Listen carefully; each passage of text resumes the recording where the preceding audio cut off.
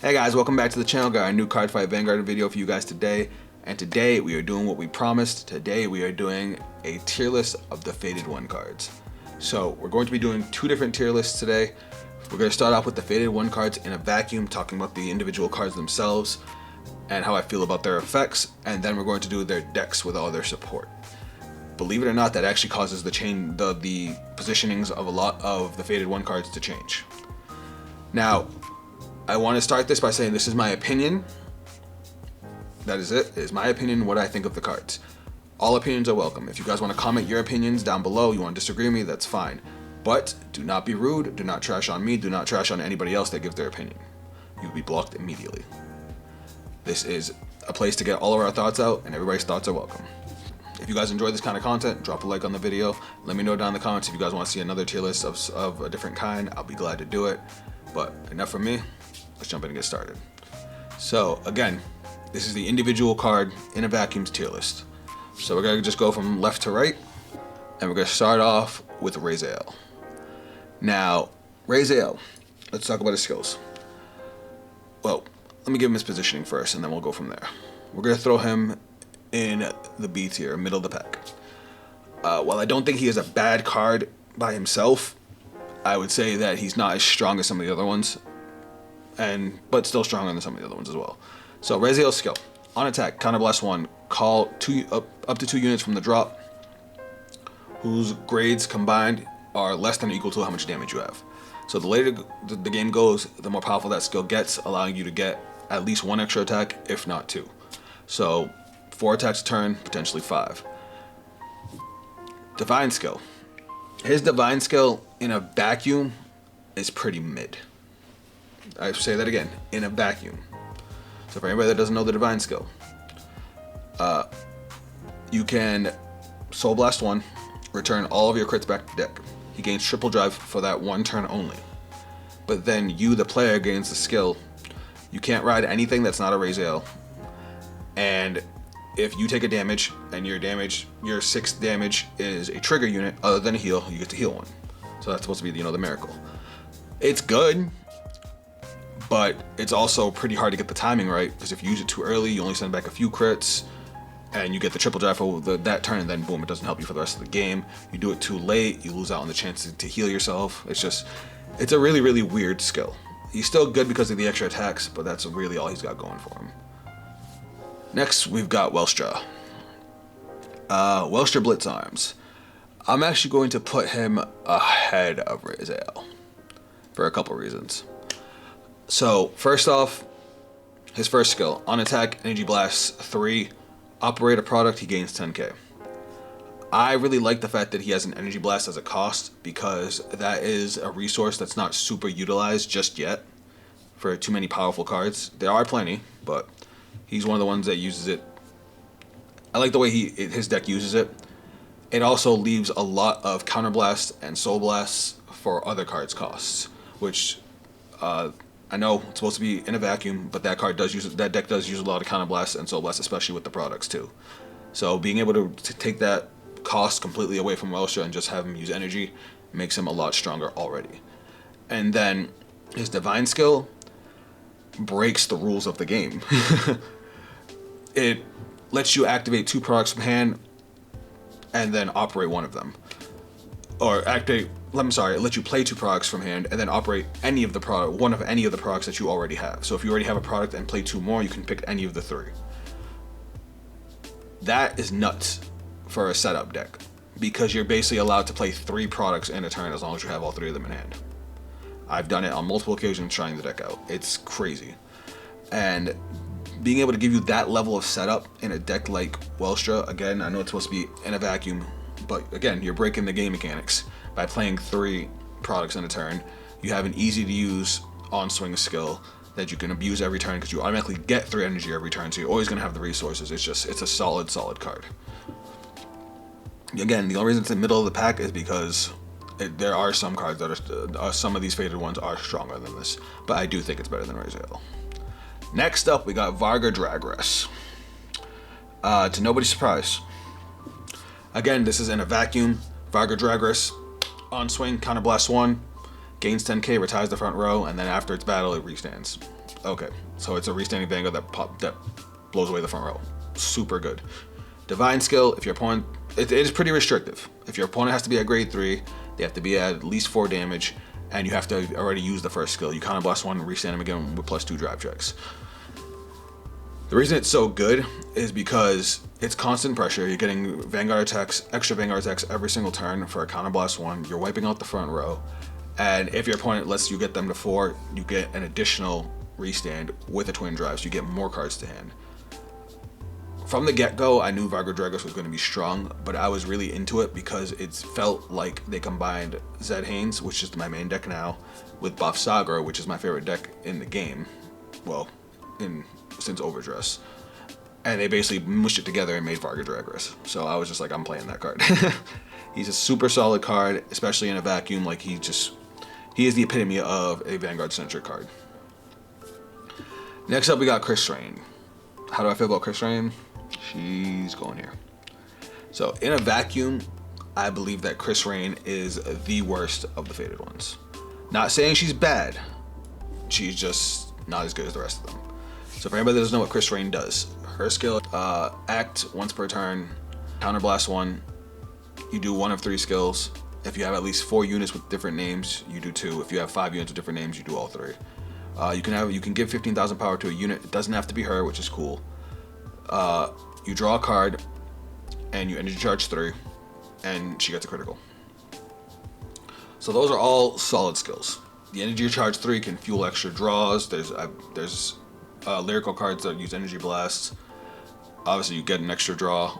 The 15k power, usually you're going to give it to her, especially with the crit, because you want to force your opponent to guard, and because of how her divine skill works. Her divine skill is after her battle, you bounce all your rear guards to hand, you call a unit from hand, and you give it her power and her critical, whatever Chris Rain's was. You make it equal. So that's cool. It gives you an extra attack. You can make it really big if you hit triggers and give it all to Chris Rain. It's not horrible. It's just, compared to the other divine skills, the first skill is cool because you can use it every turn and you're always getting a nice pump.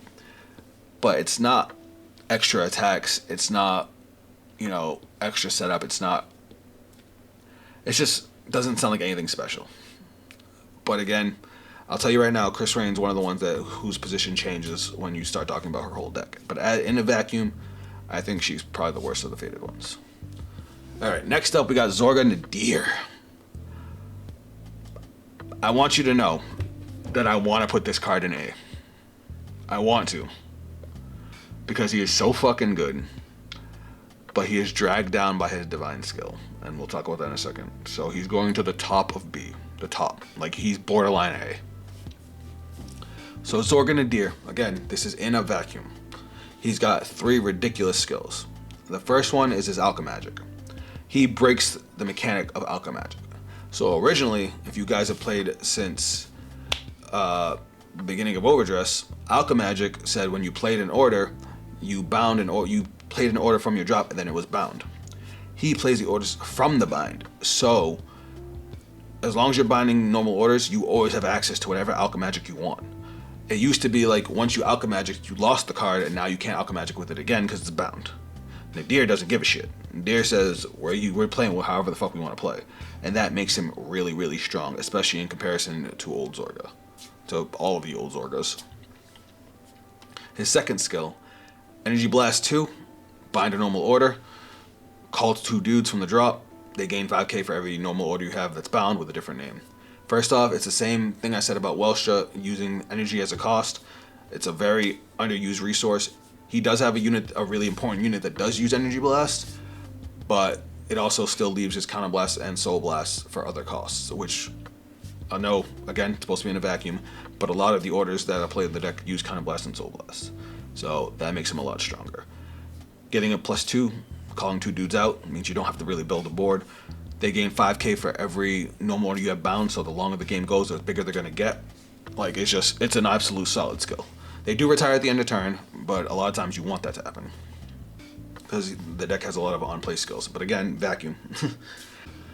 The problem is his divine skill. His divine skill is when he swings, if he's swinging at a grade 3, Soul Blast 1, stand a column. That's it. It gives you 1 extra rear guard attack. Now again, as Zorga players, hell, just about everybody. You know why that's good. But we're looking at the card in a vacuum, by itself.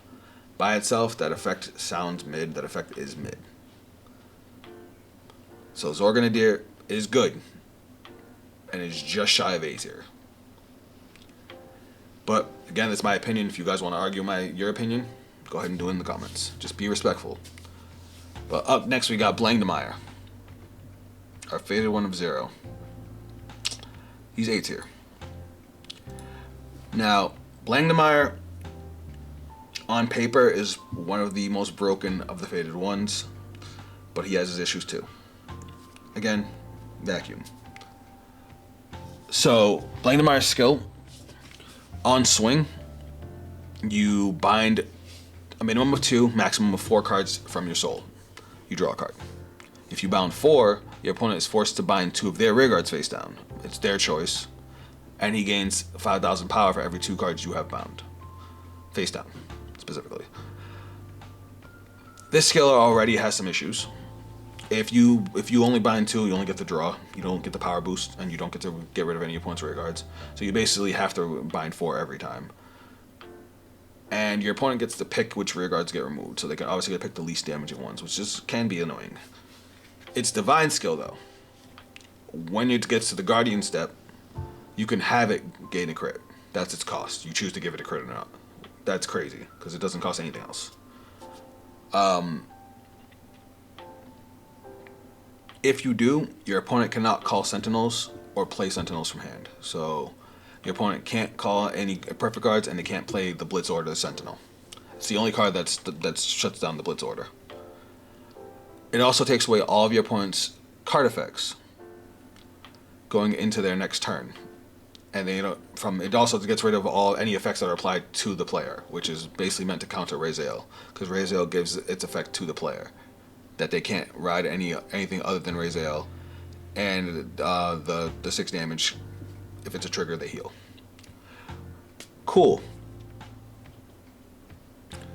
That effect is really strong because it makes it almost impossible for your opponent to guard, especially if you pump the center column, but again, in a vacuum.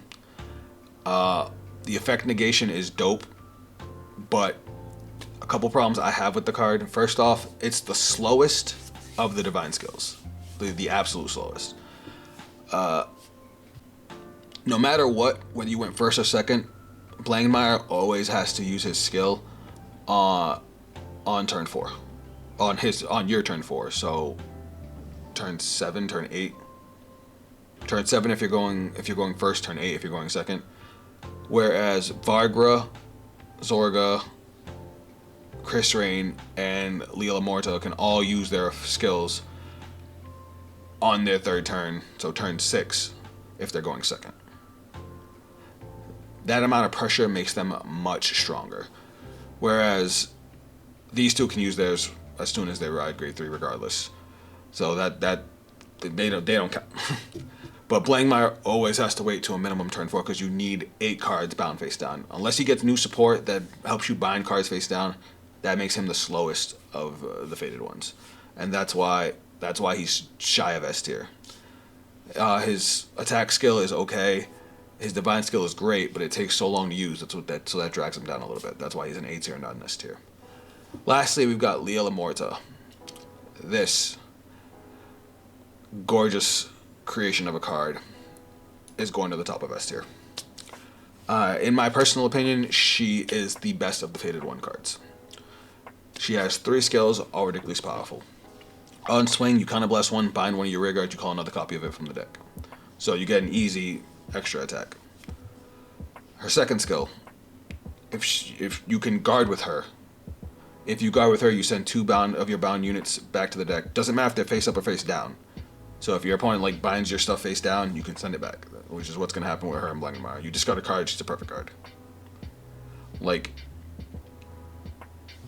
3s are supposed to have no shield. She says, screw that, you're not getting hit. Granted, she has to block a Faded 1 card, and she's Keter, but that means you can play her as her own deck, or you can play her with Raziel. Doesn't really matter. And then her divine skill. Her divine skill is so easy to use, it doesn't even have a cost. If you have another copy in the drop, you just ride it after she attacks, and you get an extra Vanguard attack with an extra drive. And when that one swings, you can also counterblast one, bind a rear guard, call another copy from the deck, so you get an extra rear guard attack too. So it makes it a super easy 6 attack turn. She's got offense, she's got defense, like she's just a solid card. Her divine skill requires your opponent to be at grade 3 and that's it. Like nuts. Like it's even faster than Vanguard Divinez, because Vanguard Divinez has to have your opponent get the 4. If your opponent doesn't get the 4, you can't use the skill, whereas Leela Morta doesn't give a shit. So this is my tier list for the cards in a vacuum. Just these cards, just their skills. Let me know what you guys think of this tier list down, and let me know your thoughts down in the comments. But now we're going to reset this, and we're going to talk about their actual decks. Alright guys, we're starting back over. Again, we're talking about these cards and their decks as a whole now. And this is going to change some placements, and it might make some people salty, but I'm going to explain my reasoning for all of it. So bear with me. And again, your opinions are more than welcome. So first off, we got Vanguard Divinez. This one hurts. This one actually hurts. So Vanguard Divinez has some really, really solid support, but it makes using him very difficult. Vanguard's great. Vanguard is a fantastic card by himself. But Ride Line, it's okay, it can be offensive. You know, Boulder X lets you draw an extra card. Drag Raider Shura is the best card in the entire deck. I think she's up there with which one's better between her and actual Vanguard Divinez. Granted, you needed Vanguard Divinez to trigger her, but she just does so much for the deck. Updrasty Dragon's okay. I don't remember the name of the grade 1 that the booster for Vanguard Divinez. I forget the name of it at this time. But the cards, there's no counter charge. I don't think there's any soul charge. The cards all cost a lot, especially with Vanguard needing 2 counterblast to use his divine skill, and a counterblast every single turn. You burn through a lot of resources. Shura uses up your energy, so you can't save your energy to draw cards. It ends up costing so much, and there's almost no way to refund it all. So that kind of slows him down, because now your opponent can kind of slow you down by controlling your resources. Obviously, you're going to counterblast every turn to keep swinging with Vanguard, but there's too much counterplay. That's why he gets dragged down to A when you look at the entire support as a whole. Raziel, on the other hand, goes up to A tier from B tier. Now, Raziel, I still think he's not as good as Vanguard Divinez, but he's got amazing rear guards, plenty of superior call power. His new grade 2, I don't know if you guys have seen it. It's Knight of Bowstreaks Nilburus. Horrible name. But its skills are crazy. When it's placed on rear guard by your grade 3 or greater Vanguard's ability, this unit gets 10,000 power. At the end of the battle, this unit attacked. If you have a grade 3 or greater Vanguard with Raziel and its card name, cost Energy Blast 3, put it into Soul, draw a card, and then you get to look at the top card of your deck and either put it to the top or bottom of your deck. So it gains a power boost, it draws you a card, and it stacks the deck, which is just crazy for Raziel. And Keter Sanctuary just has some of the best rear guards in the game, so that brings Raziel up a letter grade. Welstra.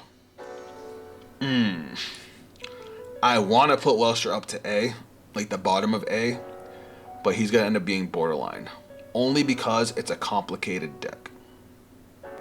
This deck takes brain power, and some card game players just don't have it. But it's got ridiculous offense with the products. You can get extra attacks. You can reduce your Vanguard's power over and over again. Like I've played with Welstra and was able to use the Fortress. I was able to operate it 1, 2, 3, 5 times in a turn. I only got 1 extra attack, but I was able to keep wipe my opponent's entire board and keep on reducing his power, that even though he hit a damage trigger, he still ended up at negative 5,000 power. It's that insane. The deck doesn't have, its plus engines can be fickle. I think it's amazing that the Ride Line searches everything you need now. If you go first, you can get the grade 1, so you can get an extra attack. If you go second, you get the grade 2 product, which gives you an extra draw. When you ride grade 3, you can get 2 products off the new grade 2, so you can get So you can get the satellite cannon for setup, and you can get the fortress for an extra attack and for all the shenanigans that does. And because of the divine skill, you get to play both of them on your turn 3. Like, he plays into his own deck so well, especially with the fact that on his divine skill turn you can play 3 products in a turn. Like, that just gets crazy. And then you get to pick which one you want to operate. Like, it's a really, really good deck, but it takes a lot of brain power. That's the only reason it's not an A tier deck. It's just shy. Now, Chris Rain was in C tier. With all of her support, she is gonna jump in front of Wellstra. So, Lyrical has amazing rear guards. Amazing rear guards. And the only reason Chris Rain doesn't jump even higher is because, honestly, her as a card kind of drags her down a little bit. But her deck is kind of RNG-ish because of the fact that you have to play so many like 1s and 2-ofs to make sure to try and get your different names. But it's got superior call ability. It can get multi-attacks. Her divine skill can actually turn into a 5-attack turn, not just a 4-attack turn. It's got a lot of draw power. You can bounce back all your rear guards to keep on using on-play skills. I saw one really cool move that was in the anime that, of course, it works, but again, it's RNG, where you get to check top 5, call a card, she calls a perfect guard, and then uses the divine skill to get it back. Like, it's got some sauce, and the rear guards in it actually make it even better. So she jumps up a whole letter and actually jumps in front of Wellstra because she's actually easier to use. It's just, unfortunately, it's RNG. Now, Zorga was in the top of B tier. He goes straight to A. Now, the question is he better than the Varga Dragostrek and the Raziel deck? I'm going to say he's better than Raziel. I'm going to say he's on par with Varga. I'm going to say that these two are kind of interchangeable. And here's why. The worst part about the Zorga Nadir deck is having to play all the orders, so it reduces your shield value. But the deck has a shitload of draw power, a shitload of search power, and amazing setup power. His divine skill is actually increased in strength by the cards you play in his deck. Abomination of Impending Karma and Roaming Prison Dragon make him fucking bonkers, because every turn you're going to have 2 rear guard columns that are huge, swinging for 2. And then, of course, you guys divine skill to restand them. Like, he just gets bonkers. And the fact is, you're able to beat your opponent's ass from turn 2 on. So by turn 3, they're already facing down crits. And then by turn 4, if they're not dead, you can either use the divine skill on turn 4, or if you went second, you can use it as early as turn 3. And those kind of numbers with crits on turn 3, like, that's just crazy. He has one of the best going first, going second abilities out of all the divine one, out of all the faded ones. So yeah, he's good. That's why I said he's right up there with Varga Dragos. Which one I'd put in front, I don't actually know. Now this is the one that's gonna get me some hate, but please hear me out. Blangmeyer actually drops from A to B for me. My problem with Blangmeyer, he is a fantastic card, but the generic support for Dark States is ass. He has okay rear guards for as far as the cards that he has. He has the one grade 2 that gets a critical and can put a card into soul, and he has the grade 1 that can stand a rear guard. But that's all he has. Brainwash Swirler is great, but all it does is hit big. It can hit a big number one time. Like, you have to go out of your way to make these cards good and make these cards work together. Some people are still using Crimson Expeller. Crimson Expeller is actually garbage. I guess his mind hacker is going to be, you know, gain 5k attack, 5k shield. That's okay. But besides Brainwash Swirler, it's like, what does generic Dark States really have? It's kind of why Barrow Matties never really did anything. It was good at the beginning, the very beginning of the game, but it fell off super fast because it didn't. Generic Dark States doesn't do anything. The other Dark State decks, you know, they have their dedicated support. They have their gimmicks. Blangmeyer doesn't have any, and that drags him down super hard. So, as a whole deck, he might be the worst of the faded ones. Might. Has to wait till turn 4 to really go off. His support is mid at best. He doesn't have a huge plus engine. You guys think about it and you'll see what I'm saying. If I'm wrong, if you guys think I'm wrong, please let me know down in the comments. I would love to hear your opinions on it. Maybe I'm wrong. Maybe there's cards I'm not looking at for Dark States. Again, I'm not a Dark States master, but this is just my experience with the deck. Lastly, we've got Leela Morta, and she stays securely at the top of S. She is still the best deck. All the things that raise Ale up also raise up Leela Morta. She's got fantastic draw power, insane defense, crazy combos. All of her support gains power boost for having cards bound. I made the joke. It was originally supposed to be a joke, but I thought people were crazy when they said they were using it. But Prescription Angel, it's a counterblast 1. Retire it. Choose a face-up card from your Guardian Circle and guard with it, and then take the top card of your deck and put it into your damage zone face-up. Because of the fact that she's her own perfect guard, along with the perfect guard you run, if you damage her or anything else, you can call it out from the damage zone, block with it, and then now it's in the drop to use your skills to recycle, because there's cards that recycle from the drop. She has recycle ability, so she never decks out. An insane amount of access to an insane amount of draw power. She gets access to the dogs. She's coming with her own counter charge card. Like, she might have a little bit of a soul problem, but as long as you're able to keep continuously riding, like, you can manage your soul pretty well. Being able to have the counter charge as well is huge for a card like her. Like, that 6 attack turn just feels fan-fucking-tastic. And you can dish out the damage, you have the defense. Like, she's the best one. Guaranteed. Try the decks out. Let me know how you guys feel about the tier list. This is my tier list for the actual Faded 1 decks. This is how I feel about it. They're all really, really strong. This is the most balanced I've seen the game in a really long time. All the decks have their strengths, they have their weaknesses. Vargar's is great, but Vargar doesn't really have a super plus engine. It's more like, a 1-for-1 engine, which is cool because you can trade out your dudes on board for cards in hand, but then if you guard too much, you don't have them to call. Nadir lacks on defense, but he has an insane offense. Raziel is in the middle of both. Same with Chris Rain. Welstra takes a big brain. Blankmeyer is really easy to use, but he's kind of slow. Like, the decks are all good. They're all really, really good.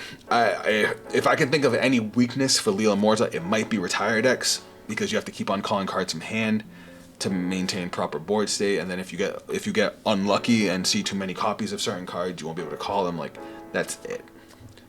But again, this is the tier list. Let me know what you guys think down in the comments. Let me know your opinions. Let me know what you guys would put where, and if you guys think I'm crazy on some of this. But this is just from what I've studied. But if you guys want to check me out on social media, those links are down below. That is it from me, and I'll catch you guys on the next video. Later.